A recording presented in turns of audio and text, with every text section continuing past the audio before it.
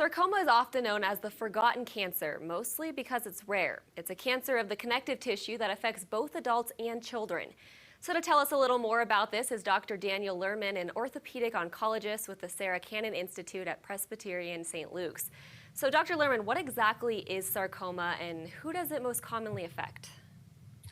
So sarcoma is a cancer of the musculoskeletal system, and it's a cancer that arises in all kind of the stuff that keeps us together, the bones, muscles, tendons, fatty tissue, and nerves. It's a rare cancer by definition, and it affects about 1% of people who develop cancer. So 1% of solid tumors are sarcomas. So it's kind of often overlooked, as you mentioned, in the list of cancers that people think about. However, it disproportionately affects pediatric, adolescent, and young adults. So therefore, it's something that having an awareness of is critical for ourselves and our loved ones.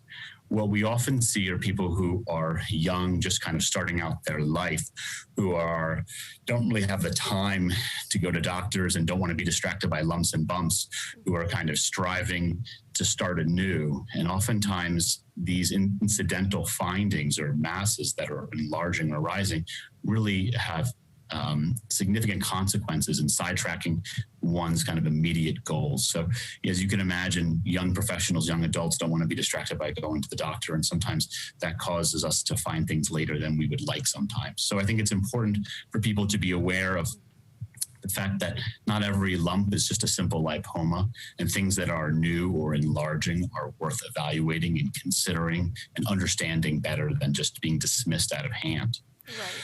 Because it's a rare disease, really few people are affected by it within one social circle. So therefore, the awareness of it is relatively low. And also people who are unfortunately diagnosed with sarcoma really find themselves isolated and maybe with few people in their peer group with which they can really relate to.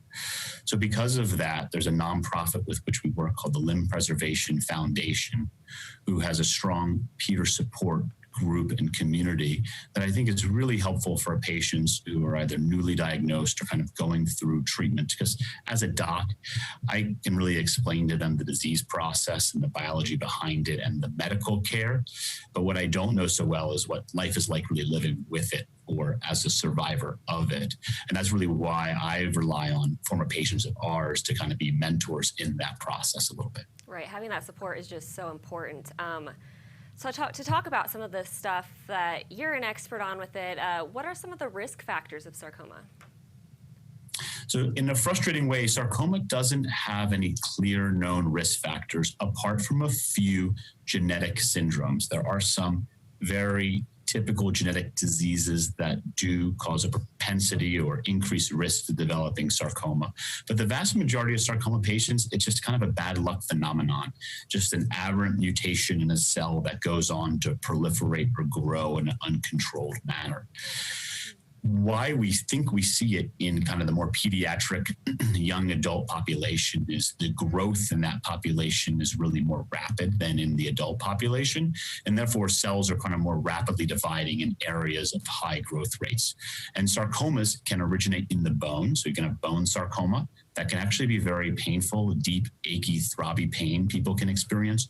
Or you can have soft tissue sarcomas, which are sarcomas of the muscles, fatty tissue, and nerves.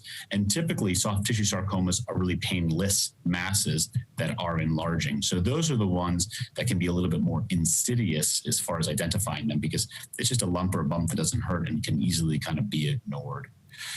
We see sarcomas in the adolescent and young adult population, but we also see a spike in incidence of disease as we age. So in people kind of 60s, 70s, and 80s, the incidence of sarcoma increases again. Wonderful. Good to know. It's very important to make sure people are paying attention to it. Tell us, too, how this cancer is treated.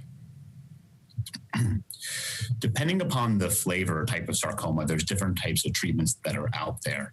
Bone sarcomas are typically treated with some sort of a combination of chemotherapy and surgery to remove and reconstruct the affected bone. Soft tissue sarcomas are typically treated with radiation therapy to the area, surgery to remove the mass, and in some situations, chemotherapy in addition to minimize the risk of any disease spread. The key with sarcomas is trying to treat them early before they have spread or gone on to other sites of disease, and therefore identifying them at an earlier stage, again, before they metastasize or spread to some other organ in the body is critical. Right, yeah, that sounds like it's just so important, the awareness, like you said. Is there anything else we haven't touched on that you want the community to know about this? I think one of the most critical things about sarcoma is, again, the demographic or the population who often kind of succumb to it, right? The population who are diagnosed with sarcoma skews younger than most cancers. And so because of that, it's a population that really doesn't think they're going to get cancer, and they're not something that's really on their radar or what they think they're susceptible to. So the only thing that I could suggest is that everybody whose loved one has a new lump or bump, or who notice it on themselves that's enlarging, to take it seriously and to get it investigated, not just dismiss it out of hand. Now, I don't want everybody freaking out about everything they find on their body, because this all happens from time to time. But if you notice something that's new, that's not going away, and that tends to be enlarging, that's worth understanding better. Yeah, absolutely. It's just so important to make sure, get checked out. Thank you so much, Dr. Lerman, for joining us and giving us all this important information. We really appreciate it. No, it's my privilege, and thank you for the opportunity to share. Sounds great. We'll be right back.